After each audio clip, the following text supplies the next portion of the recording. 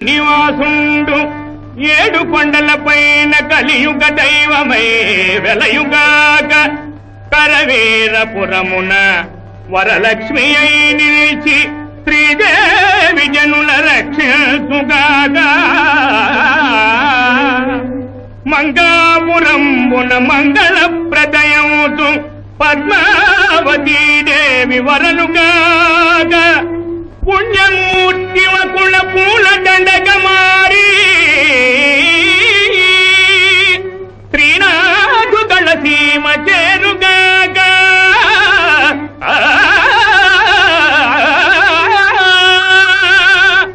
పరమ పావన తీర్థ ప్రభావములను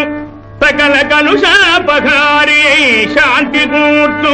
తిరుపతి క్షేత్రమీ దేవదేవు మహిమలందు కలియుగ వైకుంఠమగును